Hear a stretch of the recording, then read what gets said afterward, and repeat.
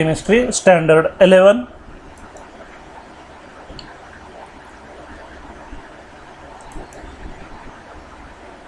Today we are going to discuss first chapter of chemistry, some basic concepts of chemistry.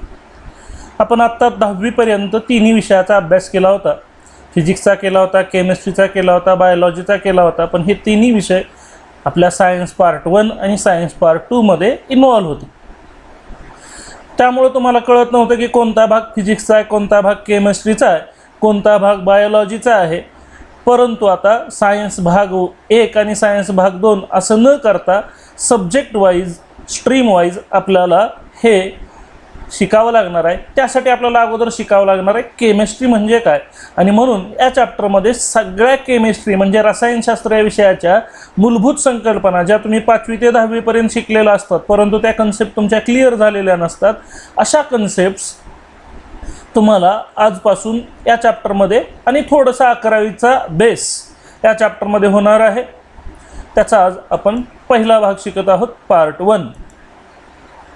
Chemistry is the study of matter, its physical and chemical properties and the physical and chemical changes it undergoes under different conditions.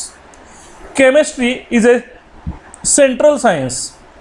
Its knowledge is required in the studies of physics, biological sciences, applied sciences and earth and space sciences.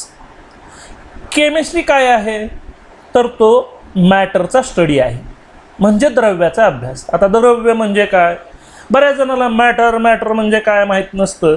अगोदर लक्षात ठेवायचं, कोणतीही वस्तू, आता उदाहरणार्थ हवा, कोणतीही वस्तू ज्याला आकारमान असतं म्हणजे जे जागा व्यापतं आणि ज्याला वस्तुमान असतं.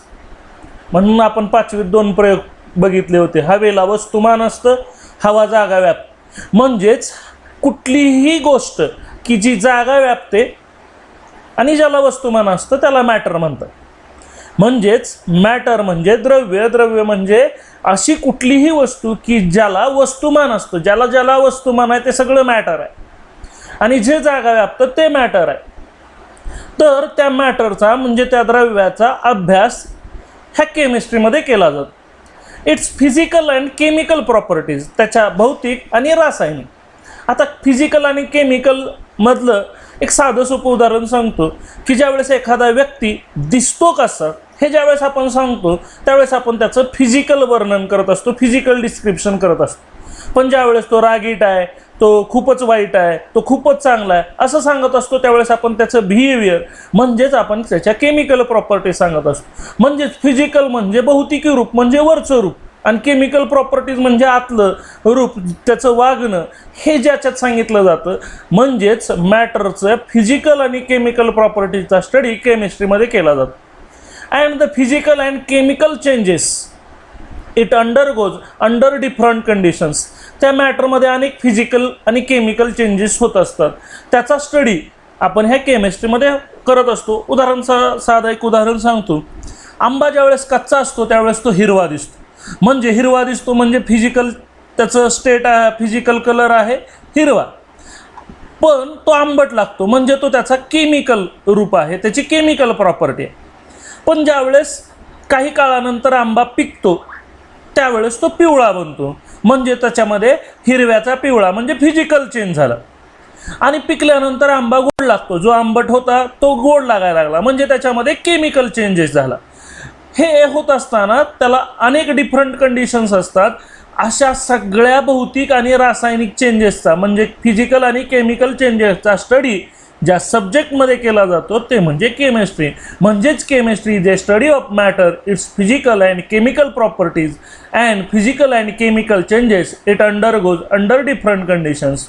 म्हणजेच केमिस्ट्री हा मॅटरचा स्टडी आहे, मॅटरच्या फिजिकल आणि केमिकल प्रॉपर्टीचा स्टडी आहे आणि त्याच्यात होणाऱ्या फिजिकल आणि केमिकल चेंजेसचा स्टडी आहे.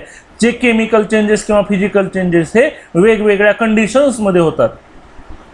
केमिस्ट्री जे सेंट्रल सायन्स, आपल्याला माहीत आहे मी सिलेबसमध्ये सांगितलं फिजिक्स, केमिस्ट्री आणि इंग्लिश हे कंपल्सरी सब्जेक्ट आहेत. म्हणजेच तुम्ही मेडिकल शाखेकडे जावा किंवा इंजिनिअरिंग शाखेकडे जावा, तुम्हाला केमिस्ट्रीचा अभ्यास करावाच लागतो.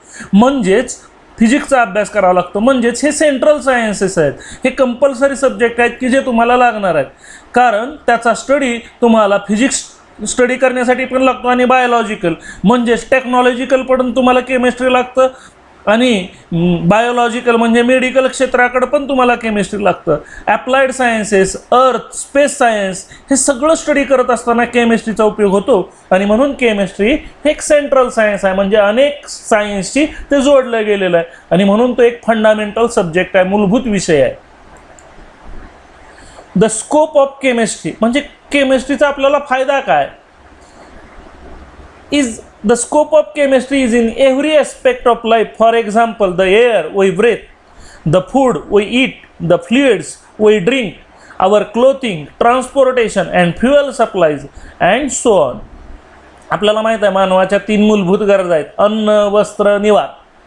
ह्या तिन्ही गरजा पूर्ण करण्याचं काम केमिस्ट्री करत असते आणि म्हणून केमिस्ट्रीची व्याप्ती ही सगळीकडे आहे. एक्झाम्पल, आपण जे हवा श्वसनासाठी घेतो त्याच्यात केमिस्ट्री आहे, जे अन्न खातो त्याच्यात सुद्धा केमिस्ट्री आहे, जे आपण पाणी पितो, वेगवेगळी द्रव्य पितो, जे ड्रिंक्स पितो ते सुद्धा केमिस्ट्री आहे, आपले कपडे म्हणजे केमिस्ट्री आहे. पुढं तुम्हाला सगळं 2 वर्ष हे शिकायचे की क्लॉथिंगमध्ये कशी केमिस्ट्री आहे, पिण्याच्या पेयामध्ये कशी केमिस्ट्री आहे, अन्नामध्ये कशी केमिस्ट्री आहे, हे आपल्याला 2 वर्ष त्याच्याबद्दलच बोलायचं. ट्रान्सपोर्टेशन अँड फ्युएल सप्लाईज, आपल्याला लागणारं सगळीकडं वाहतुकीसाठी जे इंधन लागतं त्याच्यामध्ये सुद्धा केमिस्ट्री आहे. म्हणजेच जीवनाच्या अनेक क्षेत्रात आपल्याकडं केमिस्ट्री हा विषय वापरला जातो. Chemistry is an ancient science due to development and advancement in science and technology. Chemistry has developed as a modern science. Technological development in sophisticated instruments expanded our knowledge of chemistry, which now has been used in applied sciences such as medicine, dentistry, engineering, agriculture and in daily home use products. Chemistry हे एक प्राचीन विज्ञान आहे, म्हणजे काही sciences आत्ता सध्या उदयाला आले. फॉर एक्झाम्पल बायोटेक्नॉलॉजी वगैरे वगैरे काही विषय आत्ता आलेले आहेत, पण केमिस्ट्री हा अनेक अनाधिक म्हणजे प्राचीन विषय आहे, जुना विषय आहे. पण त्याच्यामध्ये अनेक डेव्हलपमेंट झाल्या, अनेक ॲडव्हान्समेंट झाल्या की ज्याच्यामुळं केमिस्ट्री आता एक मॉडर्न सायन्स पण झालं आहे. म्हणजे आधुनिक विज्ञानात सुद्धा केमिस्ट्रीचं महत्त्व कमी झालेलं नाही. Technological development in sophisticated instruments expanded our knowledge of chemistry, which now has been used in applied sciences. जे काही आपण केमिस्ट्रीमध्ये नवनवीन इन्स्ट्रुमेंट किंवा नवनवीन नॉलेज शोधलंय त्याचा वापर आपण अनेक ॲप्लाइड सायन्सेसमध्ये करत असतो. फॉर एक्झाम्पल, औषधामध्ये केमिस्ट्री आहे, दंत उद्योगात आत्ता जे नवीन नवीन दात बनवले जातात त्यासाठी लागणारं मटेरियल हा केमिस्ट्री विषय शोधून देतो. इंजिनिअरिंगमध्ये सुद्धा केमिस्ट्री अनेक ठिकाणी वापरली जाते. ॲग्रिकल्चरमध्ये, शेती उद्योगात अनेक ठिकाणी केमिस्ट्री वापरली जाते आणि जे काय आपण दैनंदिन जीवनात होम यूज प्रॉडक्ट वापरतो त्याच्यामध्ये सुद्धा केमिस्ट्री ॲडव्हान्समध्ये वापरली जाते. म्हणजेच केमिस्ट्री आपल्याला सगळीकडे बघायला भेटेल, फक्त त्या विषयाचं नाव, त्या विषयात काय आहे ते आपल्याला डिटेलमध्ये शिकायचं. नेचर ऑफ केमिस्ट्री, केमिस्ट्री या विषयाचं स्वरूप काय असतं? Chemistry is traditionally classified further into 5 branches. केमिस्ट्रीच्या 5 मेनली शाखा आहेत, शाखा अत्यंत आहेत. पहिलं तर ह्यापूर्वी 3 मुख्य शाखा मानल्या जायच्या, परत आता ह्या वेगळ्या शाखा जसजसा म्हणजे नवीन नवीन सायन्स आलं तशा ह्या 2 शाखा वाढल्या. पण केमिस्ट्रीच्या ह्या 5 सोडून सुद्धा भरपूर शाखा आहेत, पण ह्या 5 शाखा मूलभूत शाखा मानलेल्या आहेत. ऑर्गॅनिक केमिस्ट्री, दुसरी इनऑर्गॅनिक केमिस्ट्री, तिसरी फिजिकल केमिस्ट्री, चौथी बायोकेमिस्ट्री आणि 5वी ॲनालिटिकल केमिस्ट्री. तर 4थी आणि 5वी याचा उल्लेख आपल्या पुस्तकात नाही, पण ते सांगतो. बायोलॉजीशी रिलेटेड जी केमिस्ट्री आहे की ज्याच्यात जैव रासायनिक म्हणजे अशा अनेक रिॲक्शन्स असतात की ज्या आपल्या शरीरात होत असतात, म्हणजे सजीवांच्या शरीरात होत असतात. उदाहरणार्थ, आपण अन्न खातो त्याच्यापासून आपल्याला ऊर्जा मिळते, ही सुद्धा एक केमिकल रिॲक्शन आहे. किंवा वनस्पती अन्न तयार करतात त्याच्या जोरावरच आपण जगतो, ती सुद्धा एक केमिकल रिॲक्शनच आहे. म्हणजे केमिस्ट्रीचा ज्यावेळेस आपण बायोलॉजीशी रिलेशन टाकतो त्यावेळेस तो सब्जेक्ट होतो बायोकेमिस्ट्री. म्हणून ती एक वेगळी शाखा उदयास आलेली आहे, बायोकेमिस्ट्री. ॲनालिटिकल केमिस्ट्री ही केमिस्ट्रीची ॲप्लाइड सायन्स आहे, म्हणजेच केमिस्ट्रीच्या मूलभूत ह्या 3 शाखाचा वापर करून आपण नवनवीन इन्स्ट्रुमेंट्स, नवनवीन तंत्रज्ञान आणलं केमिस्ट्रीमध्ये, त्याची ही शाखा आहे ॲनालिटिकल केमिस्ट्री, की ज्याच्यात आपण पदार्थामध्ये कोणते एलिमेंट्स आहेत, पदार्थाच्या एलिमेंटचं प्रपोर्शन काय आहे, त्याचा मॉलिक्युलर फॉर्म्युला काय असेल, हे सगळं ॲनालिसिस करू शकतो. त्याची क्वालिटेटिव्ह म्हणजे क्वालिटी काय आहे, गुण काय आहेत, क्वांटिटी काय आहे, हे सगळं ज्याच्या केमिस्ट्रीमध्ये स्टडी केलं जातं ते म्हणजे ॲनालिटिकल केमिस्ट्री. मग ह्या 3 मूलभूत शाखामध्ये कशाचा स्टडी केला जातो ते बघूया. Organic chemistry is the study of the properties and reactions of compounds of carbon. Inorganic chemistry is the study of all substances which are not organic. Physical chemistry is the study of principles underlying chemistry. It deals with the studies of properties of matter. It is study of atoms, molecules, and fundamental concepts related to electrons, energies, and dynamics therein. It provides basic framework for all the other branches of chemistry. बघा, organic chemistry म्हणजे काय आहे आपल्याला माहित आहे. Periodic table, ह्या विश्वातला प्रत्येक पदार्थ मूलद्रव्यापासून बनलेला आहे. आपलं इव्हन आपलं शरीर सुद्धा, जीवांचं शरीर सुद्धा मूलद्रव्यापासून बनलेलं आहे. एक साधं सोपं आपण रोजच्या जीवनात पाणी वापरतो, ते पाणी 2 मूलद्रव्यापासून बनलं आहे, एक हायड्रोजन आणि एक ऑक्सिजन. आपण मीठ खातो ते सुद्धा 2 मूलद्रव्यापासून बनलं आहे, सोडियम आणि क्लोरीन. जर आपलं शरीर बघितलं तर आपल्या शरीरात सुद्धा 3 मूलद्रव्य महत्त्वाचे आहेत, कार्बन, हायड्रोजन, ऑक्सिजन. म्हणजेच आपल्या दातामध्ये फॉस्फरस असतं, हाडामध्ये फॉस्फरस असतं, कॅल्शियम असतं, हे सगळे मूलद्रव्य आपल्या शरीरात सुद्धा आहे. म्हणजेच ह्या विश्वातला प्रत्येक पदार्थ हा मूलद्रव्यापासून बनलेला आहे. मग अशी किती मूलद्रव्ये आहेत तर नवीन संशोधनानुसार अशी 118 मूलद्रव्ये आहेत, ज्याच्यातली 92 मूलद्रव्ये ही निसर्गातली आहेत. म्हणजे निसर्गानं बनवलेली फक्त 92 आहेत. म्हणजेच विश्वातले हे सगळे पदार्थ 92 मूलद्रव्यापासून बनलेले आहेत असं आपण समजूया. तर हे अशी जी मूलद्रव्ये आहेत त्याच्यातलं एक सगळ्यात महत्त्वाचं मूलद्रव्य आहे ते म्हणजे कार्बन.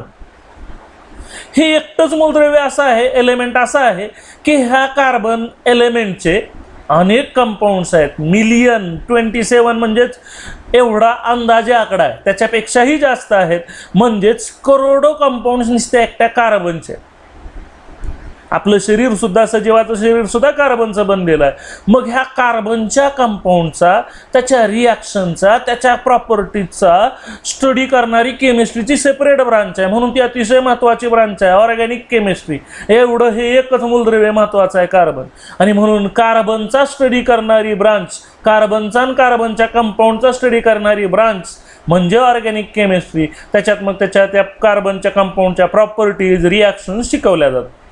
मग आता कार्बनच्या एकट्यासाठी ऑर्गॅनिक केमिस्ट्री, मग कार्बन सोडून राहिलेले जे सगळे आहेत, म्हणून कार्बनवाल्या कंपाऊंडला ऑर्गॅनिक कंपाऊंड म्हणतात. म्हणून ऑर्गॅनिक सोडून जे बाकीचे आहेत इतर मूलद्रव्याचे कंपाऊंड, त्यांचा स्टडी करणारी केमिस्ट्रीची ब्रांच म्हणजे इनऑर्गॅनिक. म्हणून inorganic chemistry is the study of all substances which are not organic. त्यानंतर केमिस्ट्रीची तिसरी मूलभूत शाखा आहे ती म्हणजे फिजिकल केमिस्ट्री. काय स्टडी केलं जातं फिजिकल केमिस्ट्रीमध्ये? It is the study of principles underlying chemistry. केमिस्ट्रीसाठी जे काही तत्व लागतात, जे काही मूलभूत गुणधर्म लागतात, त्याचा स्टडी ह्या फिजिकल केमिस्ट्रीमध्ये केला जातो. म्हणजेच हे सगळ्याचं मूलभूत सब्जेक्ट आहे केमिस्ट्रीचा, की ज्याच्यात केमिस्ट्रीचा बेस तयार होतो, सगळे प्रिन्सिपल्स, तत्व तयार होतं. It deals with the studies of properties of matter. तिथं द्रव्याच्या प्रॉपर्टीचा, गुणधर्माचा स्टडी केला जातो. त्याच्यात स्टडी ऑफ ॲटम्स, अणूचा अभ्यास केला जातो. आपल्याला माहित आहे प्रत्येक मूलद्रव्याचा छोटा छोटा कण म्हणजे ॲटम. म्हणजे प्रत्येक पदार्थ मूलद्रव्याचा बनलाय आणि मूलद्रव्य हे छोट्या छोट्या कणाचं बनलंय, त्याला आपण अणू म्हणजे ॲटम असं म्हणतो. तर मूलद्रव्यापासून संयुग बनतात. जसं पाणी बनलंय 2 मूलद्रव्यापासून, हायड्रोजन आणि ऑक्सिजन. त्याचा लहानात लहान कण म्हणजे मॉलिक्यूल, ज्याला आपण रेणू म्हणायचं, आता मॉलिक्यूल म्हणायचं. म्हणजेच हा एलिमेंटचा स्मॉलेस्ट पार्टिकल आणि हा कंपाऊंडचा स्मॉलेस्ट पार्टिकल, त्याचा स्टडी ह्या फिजिकल केमिस्ट्रीमध्ये केला जातो. And fundamental concepts related to electrons, energies and dynamics therein. मग ह्या ॲटम्समध्ये सुद्धा छोटे छोटे कण असतात आपल्याला माहित आहे प्रोटॉन, इलेक्ट्रॉन, न्यूट्रॉन, त्यांचा सुद्धा स्टडी ह्याच केमिस्ट्रीमध्ये केला जातो. एनर्जीच्या सगळ्या प्रकारच्या ज्या ऊर्जा आहेत, उदाहरणार्थ आपण अन्न खातो, आपल्याला ऊर्जा मिळते, रासायनिक ऊर्जा असते अन्नामध्ये साठवलेली, त्याचा स्टडी ह्या केमिस्ट्रीमध्ये केला जातो, फिजिकल केमिस्ट्री. म्हणजे सगळ्या एनर्जीचा स्टडी ह्या फिजिकल केमिस्ट्रीमध्ये केला जातो. डायनामिक्स देअर इन, एनर्जीज ह्या डायनामिक्स आहेत, म्हणजे सतत कंटिन्यू चालू राहतात. म्हणजे सूर्याची ऊर्जा वनस्पती घेतात, त्याच्यापासून अन्न बनवतात, त्या अन्नाची ऊर्जा आपण खाण्यासाठी वापरतो. म्हणजेच हे कधीही न संपणारं डायनामिक्स आहे. म्हणजे त्या डायनामिक्सचा स्टडी ह्या फिजिकल केमिस्ट्रीमध्ये केला जातो. It provides basic framework for all other branches of chemistry. आणि त्यामुळं फिजिकल केमिस्ट्री ही केमिस्ट्रीच्या सगळ्या ब्रांचेसचा पाया आहे. फ्रेमवर्क, सांगाडा, जसं आपण इमारत उभी करताना अगोदर कॉलम उभा करतो आणि मग परत बांधकाम करतो, तसा हा एक सांगाडा आहे की जो सगळ्या सब्जेक्टसाठी सगळे प्रिन्सिपल्स पुरवतो, तत्त्व पुरवतो. त्याच्या आधारावरच ह्या ब्रांचेसचा विकास झालेला असतो. आणि म्हणून आपल्याला पुस्तकात मेनली 5 शाखा जरी दिलेल्या असल्या तरी मूलभूत अशा 3 शाखाचा आपल्याला डिटेल सांगितलं की कोणत्या शाखेमध्ये कशाचा अभ्यास केला जातो. आता मॅटर, द्रव्य कशाला म्हणतात? Anything which occupies space and has mass is called as matter. ज्या ज्या वस्तूला वस्तुमान असतं, मास असतं आणि जी जागा व्यापते त्याला आपण मॅटर असं म्हणतो. Matter can be further classified into pure substances and mixtures on the basis of chemical composition. ह्या द्रव्याचे आपण 2 प्रकार मेनली करू शकतो. प्युअर, त्याच्यात दुसऱ्या प्रकारचा कुठलाही कण नाही, आणि दुसरं म्हणजे मिक्सचर्स की ज्याच्यात अनेक प्रकारचे कण आहेत. म्हणजे ज्या द्रव्यात फक्त प्युअर तो एकटाच आहे, दुसरे कशाही प्रकारचे कण नाहीत, असे प्युअर सबस्टन्सेस आणि त्याचं मिक्सचर्स असं आपण केमिकल कंपोजिशनद्वारे त्यांचं वर्गीकरण करू शकतो. बघूया मॅटरचं कसं वर्गीकरण करतात. एका चार्टद्वारे दाखवलं. मॅटरचे 2 प्रकार पडतात, प्युअर सबस्टन्सेस आणि मिक्सचर्स. आता प्युअर सबस्टन्सेसमध्ये परत त्याचे 2 प्रकार पडतात, एलिमेंट्स, कंपाऊंड्स. आता उदाहरणार्थ आपण सोनं घेतो, त्या सोन्यामध्ये सगळे एकाच प्रकारचे कण घेतात म्हणून एलिमेंट्स. आणि ज्यावेळेस आपण पाणी घेतो त्यावेळेस 1-2 मूलद्रव्ये असतात, ते म्हणजे हायड्रोजन आणि ऑक्सिजन. असे ज्यावेळेस असतात त्यावेळेस त्यांना आपण कंपाऊंड्स म्हणतो. ह्याच्याबद्दल आपल्याला सगळं डिटेल आता शिकायचंच आहे. एलिमेंटचे परत 3 प्रकार पडतात, मेटल्स, नॉन मेटल्स, मेटलॉइड्स. तुम्ही 10वी पर्यंत पण बघितलंय, धातू, अधातू, धातू सदृश्य. म्हणजेच एलिमेंटचे 3 type, metals, non metals, metalloids. आता मॅटरचा दुसरा प्रकार म्हणजे मिक्सचर्स. मिक्सचर्समध्ये आपल्या घरातलं दूध, आपल्या सभोवती असणारी हवा, हे प्युअर सबस्टन्सेस नाहीत, कारण अनेक सबस्टन्सेस एकमेकांमध्ये मिक्स झालेले असतात म्हणून त्यांना मिक्सचर्स असं म्हणतात. मग होमोजिनियस आणि हेट्रोजिनियस असे त्याचे 2 प्रकार करतात. एक जीव आणि की ज्याच्यात अनेक वेगवेगळे थर तयार होतात त्यांना हेट्रोजिनियस असं म्हणतात. त्याच्याबद्दल पण आपण शिकणार आहोत. हे मॅटरचं वर्गीकरण आहे. मॅटरचे 2 क्लास, प्युअर सबस्टन्सेस, मिक्सचर्स. मिक्सचरचे 2 प्रकार, होमोजिनियस, हेट्रोजिनियस. प्युअर सबस्टन्सचे 2 प्रकार, एलिमेंट्स, कंपाऊंड्स. एलिमेंटचे 3 प्रकार, मेटल्स, नॉन मेटल्स आणि metalloids. Pure substances versus mixtures. Pure substances आणि मिक्सचर्समध्ये काय फरक असतो? Pure substances have definite chemical composition. जे प्युअर सबस्टन्सेस असतात त्यांचं केमिकल कंपोजिशन फिक्स असतं. उदाहरणार्थ पाणी, त्याचं केमिकल कंपोजिशन फिक्स आहे. H2O म्हणजे हायड्रोजन आणि ऑक्सिजन 2 असे एक प्रमाणात असतात, 2H2 म्हणजे त्यांचं केमिकल कंपोजिशन फिक्स आहे. परंतु हवेमध्ये अनेक प्रकारचे वायू आहेत म्हणजे त्याचं केमिकल कंपोजिशन फिक्स नाही, म्हणून हवा मिक्सचर आहे. They always have the same properties regardless of their origin. Mixtures have no definite chemical composition and hence no definite properties. Pure substances मधलं केमिकल कंपोजिशन फिक्स असल्यामुळं त्यांच्या प्रॉपर्टीज ह्या same असतात. Origin कुठलं आहे त्याला महत्त्व नसतं. म्हणजे तुम्ही पाणी जर घेतलं तर त्याच्या सगळीकडच्या प्रॉपर्टीज सेम असतात, फक्त पाणी प्युअर पाहिजे. ते कुठून आणले ह्याला महत्त्व नसतं, फक्त पाणी प्युअर पाहिजे. ओरिजिन पासून कुठनं आणलंय त्याला महत्त्व नसतं. तुम्ही कुठलंही पाणी घेतलं तरी हायड्रोजन आणि ऑक्सिजन पासूनच बनलेलं असणार. तसं mixtures have no definite chemical composition. जसं आपण पाण्याचा केमिकल कंपोजिशन सांगतो H2, तसं हवेचं आपण केमिकल कंपोजिशन सांगू शकत नाही, असा एखादा फॉर्म्युला सांगू शकत नाही. म्हणजेच त्यांना डेफिनाइट केमिकल कंपोजिशन नसतं आणि त्यामुळं त्यांच्या प्रॉपर्टीज डेफिनाइट नसतात, त्या परिस्थितीनुसार बदलतात किंवा जागेनुसार बदलतात. एक्झाम्पल्स ऑफ प्युअर सबस्टन्सेस, सगळे प्युअर मेटल्स, डिस्टिल्ड वॉटर शब्द आहे हा, शुद्ध पाणी एटसेट्रा. आणि मिक्सचरचे एक्झाम्पल्स, आपण जे घराला कलर देतो पेंट, जे मिक्सचर असतं ऑइल्सचं, पिगमेंटचं आणि ॲडिटिव्हचं. कॉन्क्रीट जे बांधकामासाठी वापरतो ते मिक्सचर असतं, सँडचं, सिमेंटचं, वॉटरचं. ह्याच्यामध्ये आपण आपली मनाची पण उदाहरणं टाकू शकतो, एअर, मिल्क, हे सुद्धा मिक्सचरचे एक्झाम्पल्स आहेत. Pure substances are further divided into elements, compounds.